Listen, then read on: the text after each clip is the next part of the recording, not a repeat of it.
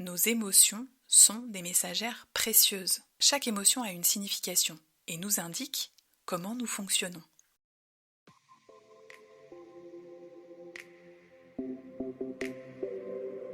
Bienvenue dans le podcast La Minute Trampoline de Caroline, qui vous permet de découvrir comment rebondir face aux épreuves de la vie, accéder à vos ressources et vivre une vie plus heureuse. Vous avez vécu ou vivez un événement difficile, traumatisant, ou vous souhaitez simplement vivre une vie plus épanouie? Vous souhaitez découvrir des sujets de fond sur des thèmes de développement personnel universels, abordés avec empathie et humour?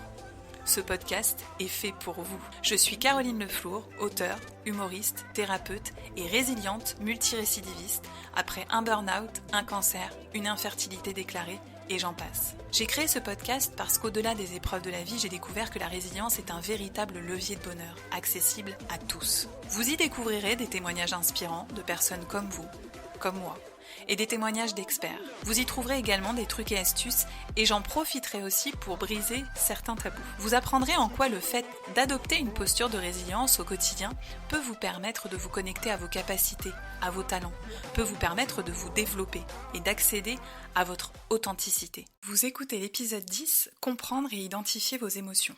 Tout d'abord, quel lien pouvons-nous faire entre nos émotions et la résilience? Vous ne voyez pas? Eh bien, parmi les étapes du processus de résilience, il y a nécessairement, à un moment ou à un autre, une place à donner aux émotions qui vous traversent, qui nous traversent. Celles qui interviennent en premier lieu dans le processus de résilience sont notamment la tristesse et la colère. Personnellement, j'ai longtemps essayé d'ignorer mes émotions, pensant qu'elles étaient à bannir, à proscrire. J'ai longtemps pensé qu'elles étaient preuve de fragilité, qu'elles étaient aveux de faiblesse, qu'elles ne devaient pas être exprimées, qu'elles devaient être contenues, cachées, ravalées. Je fais aujourd'hui ce même constat au travers de mes consultations en cabinet. N'avez-vous jamais entendu « Arrête de pleurer. La colère, c'est pas beau. Cache ta joie. » Et tant d'injonctions qui peuvent bloquer l'expression d'une émotion.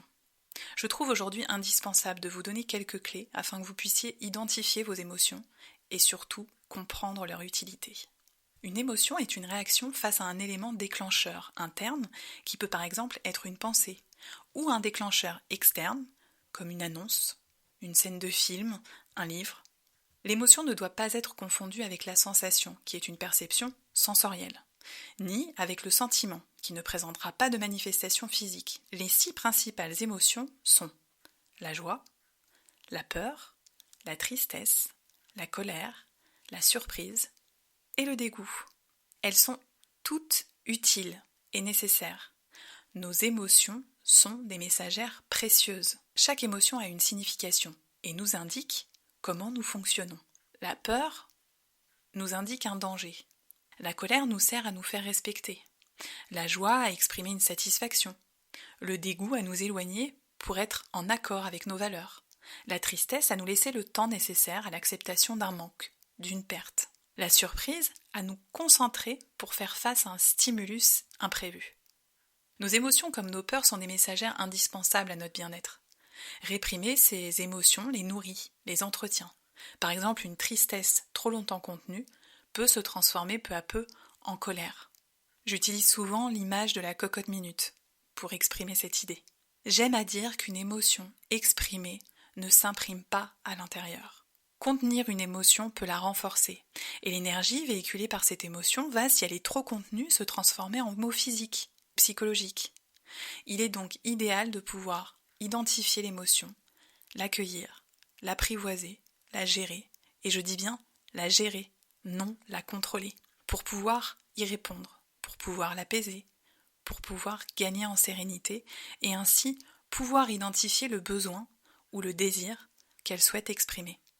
Voici quelques trucs et astuces pour vous aider à identifier et à exprimer vos émotions. Demandez-vous si vous avez tendance à accueillir vos émotions, à les vivre, les exprimer. Explosez-vous de joie à l'annonce d'une bonne nouvelle ou avez-vous plutôt tendance à les contenir, à les réprimer? Par exemple, ravalez-vous vos larmes lorsque la tristesse vous envahit ou vous autorisez-vous à l'exprimer? Ensuite, essayez d'identifier un moment de vie où vous avez ressenti une de ces émotions. S'agissait-il de la peur, de la colère, de la tristesse, de la joie, du dégoût, de la surprise? Vous pouvez également essayer d'identifier ce qui a provoqué cette émotion, ce qui l'a déclenchée. Enfin, prenez de la distance et essayez d'identifier le besoin, le désir, la limite que votre émotion vient vous exprimer.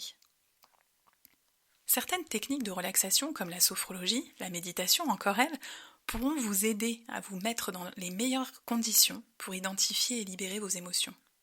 En détendant votre corps, vous détendez votre esprit.